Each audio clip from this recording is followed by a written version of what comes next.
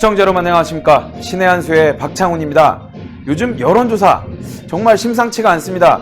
민주당의 지지율 그리고 문재인에 대한 지지율도 많이 떨어지고 있는 상황이고요. 그리고 차기 대권 후보에 대한 선호도 조사도 요동치고 있는 상황입니다. 이재명이 갑자기 이낙연을 이긴 것이 아니라 점점 따라와서 뒤집었습니다. 과연 앞으로의 민주당의 대선 구도 어떻게 될 것인지, 그리고 이재명이 어떻게 해서 이낙연을 이긴 것인지, 그리고 이낙연의 텃밭인 호남의 분위기는 어떤지 이상일 전 의원님을 모시고 이야기를 나눠보도록 하겠습니다. 안녕하십니까? 네, 안녕하세요. 네. 참 이낙연 전 총리, 지금 국회의원이죠. 네. 그분이 저는 내후년 대선까지 네. 지지율 고공행진을 쭉 할 거라고 생각을 했어요. 근데 이 문재인 정부가 못하니까 네. 초대 총리였던 이낙연에 대한 그런 비판 여론도 많이 늘어나고 있는 거 아니겠습니까? 그렇습니다. 지금 최근에 나온 한국 네. 갤럽 조사 네. 매주 하는데 지금 이낙연 17%, 네. 이재명 경기지사 19% 네. 이렇게 해서 처음으로 역전이 됐어요. 그래가지고 네. 이낙연 전 총리, 현재 민주당 의원이 거의 7개월 동안 독보적 1위를 하다가 네. 말씀하신 대로 이 정권이 지금 국정 운영이 완전히 엉망이잖아요. 사실은 그렇죠.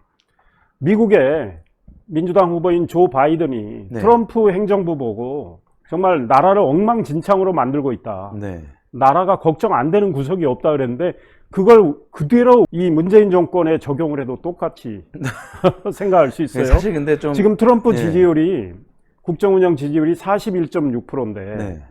지금 갤럽 조사는 문재인 국정 운영 지지율이 39%예요. 네. 지금 문재인이 이제 트럼프보다 못한 상황이 돼버렸는데 네. 갤럽 조사에 따르면 이렇게 이제 이재명, 이낙연 이야기부터 하면 네. 지지율이 역전이 됐습니다.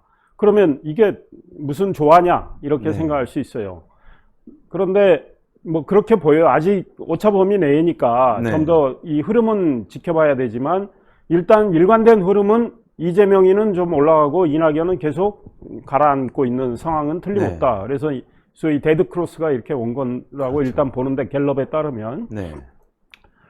이재명의 경우 문재인과 이낙연 네. 이런 묶음보다 문재인과 이재명 이 묶음으로 보는 게 좀 덜해요. 네. 그러니까 우리 국민들은 문재인 정권의 국정 운영이 지금 파탄 상태인데 이거에 대한 책임은 이낙연이 더 크다. 이렇게 본 측면이 있는 것 같고, 그 다음에 네. 이낙연은 총리할 때는 고난도 많고 네. 정부가 홍보도 많이 해주고 언론도 그렇죠. 총리 대접해주면서 주목도를 높여주고 했는데 네. 그래서 지지율이 높으니까 이제 부자 몸조심하는 전략으로 갔어요. 박원순 사건과 관련해서도 처음에는 문제 있는 것처럼 하다가 이해찬이 입 다물어 이런 식으로 하니까 또 조용히 있고 그렇죠. 뭐 태도가 뜨뜻미지근해요. 네. 도대체 대권 주자로서 네. 본인이 주요한 현안에 대해서 본인의 분명한 입장이 있어야 되는데 그렇죠. 이낙연 의원은 지금 부자 몸조심하는 것처럼 보이면서 네. 뜨뜻미지근하면서 애매모호한 느낌. 네. 그래서 좋은 말로 하면 언론이 그렇게 쓰더라고요. 엄숙주의다. 뭐 그래서 뭐 늘 지켜보고 있다. 늘 네. 뭐 고민하고 있다. 뭐 네. 이런 정도의 이야기. 이렇게 하다 보니까 국민이 이게 뭐냐 네. 이렇게 지금 생각하기 시작한 거예요. 이재명 경우는 일단 말이 틀리든 맞든 뭐 네. 이재명도 왔다 갔다 갈팡질팡한 거 제가 이야기 좀 하겠습니다만 네. 어찌됐든 확 분명한 느낌을 줘요. 부산시장과 서울시장 보궐선거가 내년 4월 7일 있는데 이재명이 방송에 나와서 뭐라 그랬냐면 부산시장 오거돈, 네. 서울시장 박원순 다 성추행 범죄로 한 분은 세상 떠나고 한 분은 부산시장직을 물러났는데 네. 민주당 당원 당규에 보면 선출된 민주당 소속 공직자가 네. 부정부패 등 중대한 잘못으로 네. 그 직을 상실할 경우 보궐선거에 민주당은 공천하지 않는다. 이 내용이 있어요. 그렇죠. 그러니까 우리 국민들이 민주당이 내년에 이 당원 당규를 그대로 적용할지 네. 이 당원 당규는 국민에 대한 약속이에요. 네. 국민에 대한 약속을 지킬지를 주시를 하고 있는데 네. 민주당 안에서 갑론을박이 있어요. 이재명이가 방송 나와서 그건 공천하면 안 되지 이제 이렇게 이야기한 거예요. 그래서 장사하는 분들도 신뢰를 중요시 하는데 네. 우리가 공천하면 되겠느냐 이렇게 했다가 다음날 이해찬 민주당 대표가 아니 지금 이 그렇죠. 판에 왜 그런 이야기 하느냐는 식으로 하니까 이재명이 또 바로 입장을 번복을 해요. 그렇게 꼭 하자는 게 아니고 뭐 좀 잘못 전달됐다는 식으로. 네. 이런 분을 우리가 또 뽑으면 되겠습니까? 이런 안 분들이 되죠. 지지율 올라가는 것도 저는 납득이 안 돼요. 게다가 이재명이 지금 뭐 토지거래 허가제를 하자 네. 이런 이야기까지 하고 있잖아요. 그렇죠. 지금 대한민국의 우리 자본주의 사회 시장 경제를 주축으로 하는 이 나라에서 우리 이제 국민들이 토지 거래도 다 뭐 권력의 허락을 받아야 되는 거냐, 이게 뭐 사회주의 아니냐, 이제 이런 이야기까지 나오고, 네. 뭐 문재인은 지금 부동산 감독기구까지 만든다. 그러니까 우리 국민들을 뭐 다 무슨 투기꾼으로 보는 거 아닙니까? 그렇죠. 말이 안 되는 거죠. 네. 그런데 어찌됐든 이재명이 뭔가 그래도 논란이 되지만 뭐 입장을 던졌다가 철회한 것도 뭐 분명해요. 일단 분명해 네. 보여요. 근데 이낙연 경우는 좀 무슨 뜻이냐, 해석을 많이 해야 되는 거 아니냐, 이제 이러다 보니까 실망하는 분들이 많이 나오는 것 같아요. 그거는 이제 민주당 내에 저는 변화라고 봐요. 지금 국민 전체는 민주당 정권 통째로 이걸 보면서 국정운영 너무 못하고 무능한데 네. 오만하고 독선하다 해서 지금 지지를 철회하고 있는 경우란 말이죠. 그렇죠. 그래서 갤럽 조사를 보면 이미 이제 문재인에 대한 긍정 평가는 39% 말씀하신 대로 네. 부정 평가는 53%입니다. 그러니까 오차 범위를 훨씬 넘어서 부정이 많아요. 네. 그런데 의미 있는 이 변화들이 어떻게 나타나느냐? 중도, 그러니까 보수나 뭐 좌파는 우리가 분위기를 알 수 있잖아요. 네. 근데 이제 중도가 지난 선거 때는 중도가 민주당을 더 뭐 지지한 거는 뭐 여론조사 통해서 다 확인이 되는데 네. 지금 이 중도층이 문재인 정말 못한다, 네. 이렇게 보고 있는 사람들이 이제 막 늘어나고 있어요. 그래서 네. 중도층에서 문재인의 국정 운영을 부정적으로 평가하는 사람이 58%, 긍정이 34%밖에 안 돼요. 그 다음에 무당파, 지지정당이 없는 분들 있잖아요. 무당파에서 문재인을 부정적으로 보고 있는 분들이 62%, 네. 긍정으로 보고 있는 경우 22%. 차이가 엄청납니다. 서울에서는 문재인을 부정으로 보고 있는 경우가 59%, 긍정은 35%. 그러니까 서울시의 정당 지지율이 리얼미터 같은 경우 계속 3주 연속 미래통합당이 앞서고 있는 거예요. 그리고 이제 갤럽에서는 아직 정당 지지율은 민주당이 33%, 미래통합당 27%인데 이제 오차범위 안으로 들어와 있는 상황.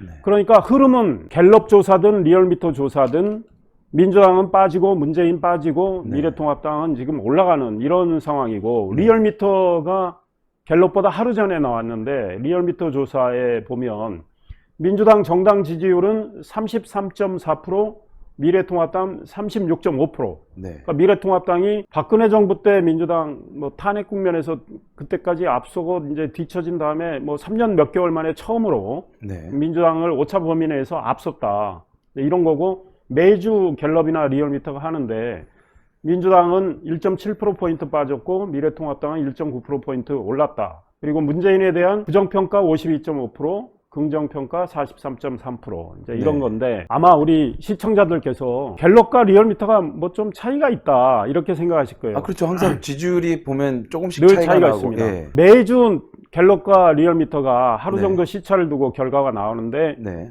지지율이 차이가 있어요. 그러니까 특히 정당 지지율의 차이가 좀 많이 생기는데, 네.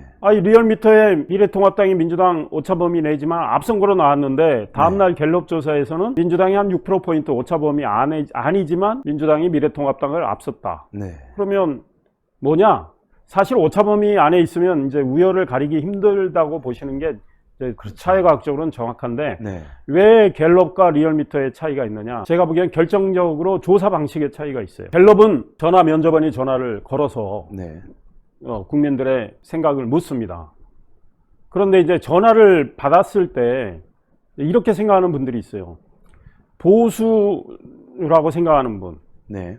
그래서 미래통합당을 지지하는 분들, 이런 분들을 내가 전화 면접원이 내 전화번호를 아는구나. 네. 그럼 내가 미래통합당을 지지한다는 것도 알겠네. 네. 이러다 보니까 응답을 좀 꺼리는 측면이 있어요. 그래서 전화를 잘 안 받는 경우가 네. 있고, 적극적인 적극적인 지지층들 있잖아요. 양정당이. 그건 뭐 적극적으로 응답을 하죠.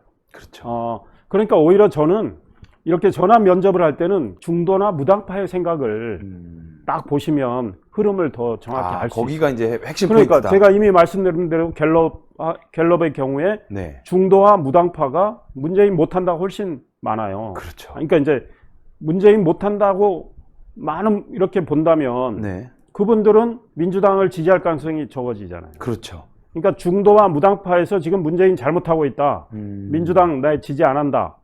이렇게 보는 분들이 막 늘어나고 있기 때문에 네. 미래통합당한테 바로 가는 건 아닐 수 있죠. 아. 바로 가는 경우도 있고, 아니, 나 중간지대에서 좀 더 지켜보겠다 하는 분들이 있지만, 그렇죠. 일단 대통령 지지율이 떨어진다 하면은 야당이 반사이득으로 올라갈 가능성이 있어요. 이제 이 과정에서 야당이 더 잘해야 되겠죠. 그렇죠. 그 다음 리얼미터의 경우는 여론조사가 어떻게 되냐면 대부분 ARS로 합니다. 그러니까 자동 기계음이 이렇게 들리잖아요. 그래서 버튼을 뭐 미래통합당을 지지하면 2번 눌러주세요. 뭐 이렇게 하잖아요.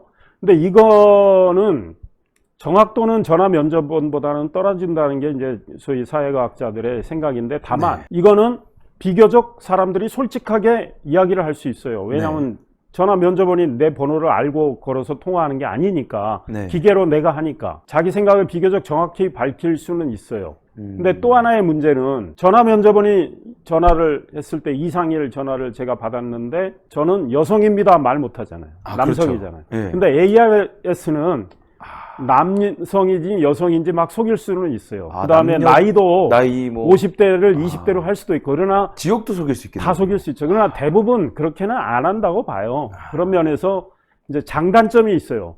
그렇다면 어떻게 여론조사를 해석해야 하느냐. 한 가지 여론조사를 가지고 쭉 비교를 쭉 하면 돼요. 갤럽 조사를 그렇죠. 한 달 전 거, 뭐 2주 전 거 해서 추세를 쭉 보시면 그 다음 제가 말씀드린 대로 중도와 무당파의 변화, 이제 지역의 변화 뭐 이런 거 그리고 리얼미터도 추세를 쭉 보시면 돼요. 근데 이 추세는 비슷해요. 문재인과 민주당은 하락, 미래통합당은 조금씩 상승 이제 이런 거고 그러면 이제 이 안에 내용을 보면 문재인과 민주당의 제일 적극 지지층이 과거에는 30대, 40대가 제일 적극 지지층이고 여성이 지지가 상대적으로 강했어요. 그런데 30대, 40대가 지금 계속 지지를 철회하고 있는 것들이 막 나와요. 그러니까 30대, 40대 여성 지지율이 많이 떨어졌어요. 여당에 대해. 그러면 미래통합당이 이쪽에서 상대적으로 부족했는데 미래통합당 걸 보시면 조금씩 올라가요. 그러니까 이제 미래통합당의 과제는 앞으로 더 잘해야 되는 거예요. 민주당이 못해가지고 국정 운영을 문재인이 엉터리로 하고 엉망진창으로 하고 민주당은 또 국회에서 오만불손하게 독선하고 입법을 자기들 마음대로 하고 부동산 정책 한마디로 엉망이죠. 성추행 범죄 민주당 소속 자치단체장 계속 저지르고 있죠. 추미애 법무부 장관이 검찰에 대해서 하는 거 보면 이거는 말도 안 되는 이건 민주주의 사회가 맞아? 할 정도란 말이죠. 그리고 권력형 비리 수사 다 올스톱 시키고 권력의 눈치 보면서 비위 맞췄던 검사들 승진시키고 수사를 열심히 한 제대로 한 검사들은 다 좌천시키고 이런 것들을 국민이 다 보고 있어요. 그리고 이제 부동산은 집을 특히 서울이나 수도권에서는 살 수도 없게 만들고 팔 수도 없게 만들고 중개할 수도 없게 만들고 임대도 못하게 만들고 모든 국민을 지금 괴롭히는 정책을 구사를 하고 있기 때문에 그 다음에 이번에 수재가 이렇게 물난리가 났는데 지금 섬진강 댐이니 뭐 용담댐 한강의 합천댐 이런 거 보면 수자원공사 엉망이었어요. 그 다음에 기상청하고 지금 책임 미루고 뭐 이런단 말이죠. 그리고 이제 물관리 책임을 국토교통부에서 환경부로 또 많이 돌렸고 수자원공사가 그 환경부 소속으로 가면서 수질 뭐 관리 이쪽에 저기하고 뭐 홍수를 이제 예방하기 위한 이런 관리는 부실하고 말이죠. 이렇게 물 관리 엉망으로 했고 큰 강의 지천 관리도 안 하면서 소위 물난리에 대비를 제대로 못한 데다가 섬진강댐 같은 경우는 뭐 용담댐 다 마찬가지인데 비가 많이 오리라고 지금 예보가 돼 있는데도 물을 그럼 미리 방류해서 저수량을 여유 있게 갖고 있어야 되는데 댐 수위를 높게 갖고 있다가 폭우가 오니까 견딜 수 없으니까 한꺼번에 물을 왕창 내보내면서 결국은 구례나 섬진강 유역에서 지금 제방이 무너진 이런 네. 사태까지 났단 말이죠. 근데 이거를 또 과거 정권 탓 무슨 4대강 탓으로 돌리고 있는 이런 무책임한 태도, 이런 것들이 다 어우러져서 네. 이 정권에 대해서 이제 본때를 보여줘야 되겠다, 국민들이 이러는 것 같아요. 특히 이제 서울 같은 경우는 부동산 이게 커가지고 서울 시민들이 서울시장 보궐선거 내년에 4월 7일 하는데 벼르고 있는 것 같아요. 이 정권이 그런데 정신을 못 차려요. 왜냐하면 청와대 인사하는 거 보세요. 이제 집 한 채를 가지고 있거나 무주택자만 중용을 한다, 이런 걸로 이제 다른 인사 기준 다 버린 것 같아요. 그러니까요. 아니, 세상에 인사를 하려면 그 적재적소란 말이 있잖아요. 그 네. 자리에 맞는 능력 있는 사람, 그러면서 도덕성을 갖춘 사람을 쓰면 되는데 네. 이제는 강남에 집 있다고 그 사람 쓰려다 안 쓰고, 이번에 국정상황실장이 그렇죠. 뭐 시민사회 수석으로 승진하려고 이렇게 했다가. 했는데 강남에 집 있다고 해서 뭐 딴 사람 시키고, 네. 이런 기준이 개탄스러운 데다가 국민의 민심을 제대로 못 읽고 있다. 게다가 잘못된 정책을 만들고 실행한 사람들은 다 갈지도 않고 놔두고 있단 말이죠. 그렇죠. 홍남기 경제부총리, 김현미 국토부 장관, 김상조 청와대 정책실장, 네. 뭐 이런 사람들 다 놔두고 있고, 지금 대통령은 이런 와중에 자화자찬을 해요. 이번에 자기들이 쓴 소위 부동산 대책이 효과가 나타나면서 주택시장이 안정화되고 있고 집값 상승세가 진정되고 있다, 문재인 그랬잖아요. 네. 그러니까 언론이 다 사설 쓰고 난리 났잖아요. 뭐 얼토당토 않은 이야기를 하니까. 그게 갤럽 조사를 보면 그게 나와요. 문재인 정권에 대해서 부동산 정책 잘하고 있느냐? 문재인의 부동산 정책 잘못하고 있다 65%. 네. 잘하고 있다 18%예요. 18%.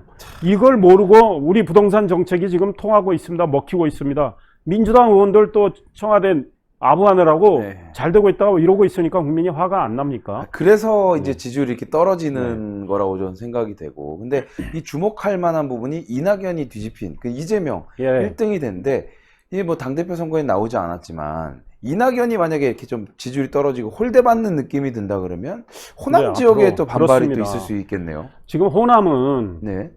아직까지는 이낙연 대망론이에요. 왜 그러느냐? 김대중 대통령 이후에 대통령이 노무현, 이명박, 네. 박근혜, 네. 문재인까지 4명의 대통령인데 다 영남 출신이잖아요. 그러니까요.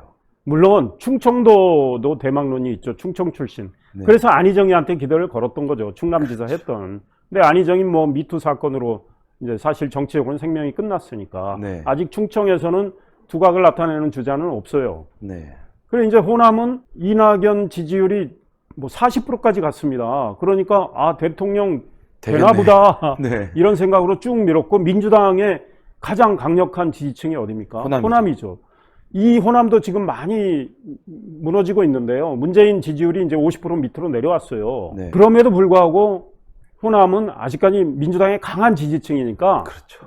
민주당을 호남 사람들이 가장 강력히 지지하고 또 수도권에 있는 뭐 호남 출신들이 지지하는 통에 지금 문재인 긍정평가, 국정운영 긍정평가가 그래도 39% 나오는 거예요. 네. 호남 덕에. 네. 민주당 지지율도 아직 30%대로 버티고 있는 거예요. 네. 그런데 이 호남 지지를 만약에 좀 뺀다면 다른 지역에서는 굉장히 심각하다는 이야기가 돼요. 그렇죠. 그런데 이제 어찌됐든 이낙연이 2위로 밀려가지고 더 빠져가지고 대통령 후보가 안 된다고 했을 때 호남 사람들은 굉장히 실망을 해서 민주당에 대한 지지를 철회할 가능성이 있어요. 호남은 이미 민주당에 대해서 지지를 철회한 적이 있습니다. 네. 4년 전에 2016년에 국민의당, 안철수의 국민의당을 많이 지지한 거 아닙니까? 그렇죠. 그때 물론 민주당 내에 있는 호남 의원들이 네. 반 문재인파들이 또 떨어져 나와서 안철수와 같이 했지만 네. 그때 민주당의 호남 후보들 거의 전멸했어요. 그러니까요. 그래서 호남은 거의 일사불란하게 움직일 수 있어요. 그러면 이낙연과 앞으로 이재명의 경쟁이 심화될 거고, 그렇죠. 그런 과정에서 상당한 갈등과 분열이 생깁니다. 그럴 때 이제 호남 지지가 철회되는 딜레마를 민주당이 안고 있어요. 근데 이낙연이 지금 8월 29일이죠. 네. 민주당 전당대회를 합니다. 네. 그러면 김부겸, 네. 그 다음에 박주민. 박주민, 이제 이렇게 예. 이낙연 이렇게 3파전인데 현재 이낙연이 압도적 1위예요. 그러니까 네. 대표 될 가능성이 현재까지는 커 보여요. 그런데 지금 이낙연이 지지율이 계속 빠지면 이낙연 우리가 이렇게 밀어가지고 될까 뭐 하면서 지지를 철회하는 사람들도 있을 거예요. 민주당 내부에서 전당대회에서 뭐 이낙연 대표 말고 차라리 그러면 뭐 김부겸이나 박주민으로 가나? 뭐 이렇게 생각할 사람들도 있지만 현재 이 3파전 중에 그래도 이낙연을 제압하기는 시간상으로나 김부겸 뭐 박주민이 이낙연을 제압을 하고 대표가 될 가능성은 현재는 좀 희박해 보여요. 네. 그러면 이낙연이 어찌어찌 대표가 됐다고 치면 이재명을 이제 견제할지 몰라요. 당대표 권한은 꽤 세니까. 그렇죠. 그러면 이제 갈등이 더 심해지는 거예요. 민주당 내에. 그럼 민주당 내에 이제 분열 상황이 많이 발생할 수 있어요. 그럴 때 이제 민주당에 대해서 실망을 하는 또 국민들이 생길 거고. 그러겠네요. 그러니까 미래통합당은 이래저래 본인들이 이제 더 잘할 생각을 해야 돼요. 뭐 민주당이 분열이 생겨가지고 네. 뭐 실망한 국민들이 미래통합당을 쳐다보면서 아 미래통합당한테 지지를 줘도 되겠네 할 정도로 미래통합당은 더 분발을 해야 되는 과제는 있는데 민주당은 앞으로 굉장히 복잡한 방정식 안으로 지금 들어가고 있다. 네. 그래서 만약에 이낙연이 궁극적으로 대통령 후보가 안 된다. 네. 그래서 호남에서 뭐 물론 정세균 국무총리가 있잖아요.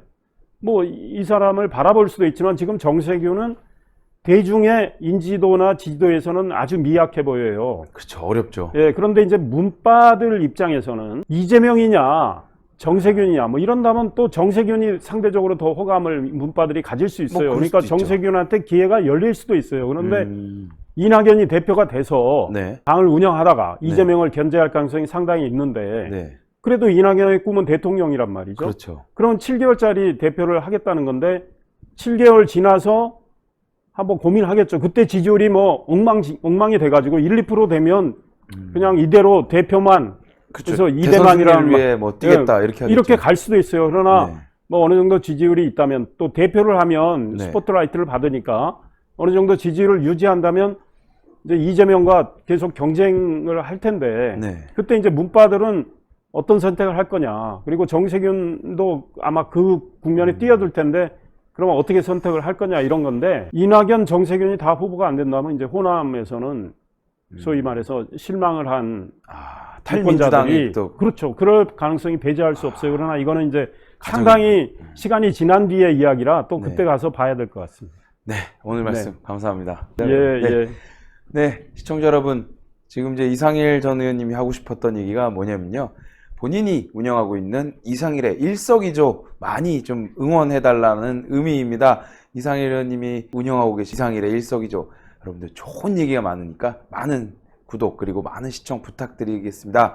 오늘 이야기는 지지율과 관련된 이야기입니다. 민주당이 정말 삽을 들고 땅을 파는 구더기를 지무덤을 지갑하는 그런 모습을 보이고 있습니다. 지금 방금 얘기한 대로 분열의 조짐도 있습니다. 그럴 때일수록 야당이 잘해야 되는데 야당은 과연 무엇을 하고 있는지 물음표가 지워지질 않습니다. 야당이 야당답게 대안을 제시하고 국민의 새로운 선택을 받기 위해서 야당이 똑바로 해야 되는데 야당이 똑바로 하지 못하는 부분도 걱정이 되고 이러한 야당의 무능도 어쩌면 다음 대선, 다음 지선에서 우리가 또 선거에 져서 고통의 시간이 더 연장되진 않을까라는 그런 부담감, 걱정으로 다가옵니다. 우리 신의 한 수와 함께 다음 선거 그리고 야당이 똑바로 할 수 있도록 여러분들이 힘을 모아주십시오. 신의 한 수를 많이 봐주시는 것만으로도 야당에 우리의 목소리를 함께 전달할 수 있는 그런 큰 힘이 된다고 말씀드리겠습니다. 시청해주신 여러분 감사합니다. 고생하셨습니다. 감사합니다. 네, 탈모 증상, 나이가 많고 유독 남자분들에게만 일어날까요? 아니요, 전혀 그렇지 않습니다. 이제는 나이와 성별에 상관없이 발생하는 것이 탈모인데요. 다양한 모발 고민이 발생하는 요즘 해결하는 방법은 올바른 두피 케어가 답입니다. 머리 감으실 때, 말리실 때 머리카락이 우수수 떨어지신다고요? 아니면 지하철에서 머리가 비어있는 곳이 신경이 쓰여서 자리에 앉질 못하신다고요? 언제까지 빠지고 있는 머리카락 보고만 있으실 건가요? 그래서 저희 신의 한 수에서 준비했습니다. 제가 여러분께 소개할 제품은 평강의 오랜 노하우를 담은 성분들로 탄생한 구전 탈모 완화 샴푸입니다. 일단 샴푸 보시면은 일단 이 고급스러운 패키지에 저는 한번 반했습니다. 시크한 블랙, 이 깔끔한 느낌이 주는 패키지가 구전만의 특색인 것 같아요. 제가 샴푸를 사용한 지 딱 2주가 됐는데요. 제가 웬만한 탈모 샴푸는 많이 사용을 해봤고 이 제품은 평소보다 머리카락이 덜 빠지고 무엇보다 두피가 간지럽지 않아서 굉장히 좋았는데요. 두피가 간지럽지 않고 하루 종일 오래 두피가 건강한 느낌이 들었습니다. 제가 이렇게까지 칭찬하는 이유는 바로 성분 때문입니다. 어떤 성분이 들어있는지 궁금하실 텐데요.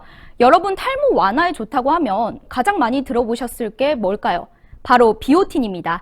탈모를 검색하면 비오틴이 가장 많이 나올 만큼 탈모 완화에 굉장히 좋은 성분인데요. 이러한 완화에 좋은 성분, 힘있는 모발을 만들기 위해서 어떻게 해야 될까요? 그건 바로 두피가 건강해질 수 있게 그러한 토양을 만들어주는 거겠죠. 이번 구전 탈모 완화 샴푸에도 2가지 한방 특허 성분과 응축된 펩타이드와 비오틴 성분을 담았습니다. 비오틴은 모발을 보호하는 주요 성분의 역할로 두피 세포 재생을 도와주는데요. 우리 머리카락 구성 성분의 90%를 차지하는 게 케라틴 단백질이라고 하는데 이러한 케라틴 단백질의 생성을 도와주는 게 바로 비오틴입니다. 이러한 비오틴 가득 담은 이 샴푸, 모발 건강에도 좋다고 하는데요. 모발 건강과 두피 건강, 2마리 토끼를 다 잡으실 수 있는 그런 샴푸입니다. 실제로 비오틴이 결핍되면은 피부에 염증도 잘 생기고 머리카락이 가늘어지기 때문에 두피와 모발에 손상이 생길 수 있다고 하는데요. 그렇기 때문에 탈모 현상이 악화될 수밖에 없는 거죠. 그만큼 비오틴이 우리 머리카락에 얼마나 중요한 역할을 하는지 아시겠죠? 이렇게 저희 트리트먼트와 샴푸까지 사용하시는 방법은 어렵지 않습니다. 트리트먼트는 샴푸 후에 물기를 가볍게 제거하시고 적당량을 모발 끝 위주로 골고루 발라주시면 되세요. 적어도 3분에서 5분 정도 영양분이 충분히 흡수되실 수 있을 때까지 기다려준 다음에 씻어내주시면 됩니다. 구전 탈모 증상 완화 샴푸는 저희 식약처의 기능성 인증을 완료한 제품입니다. 믿고 구매하셔도 좋습니다. 저희 신의한수에서 드리는 단독 특가입니다. 샴푸 2개, 저희 트리트먼트 1개를 더해서 총 3개를 2+1 구성으로 69,900원에 드립니다. 정가 135,000원짜리인데 거의 반 가격인 48% 할인된 가격 69,900원에 드리는데요. 저희 신의한수에서만 진행되는 단독 특가라는 점, 저희가 준비한 수량이 넉넉할지 모르겠습니다. 준비한 수량이 단 판매가 되기 전에 꼭 주문 눌러주세요. 그러니 이번 좋은 기회 놓치지 마시고 010-9976-4169로 문자로 주문 넣어주세요.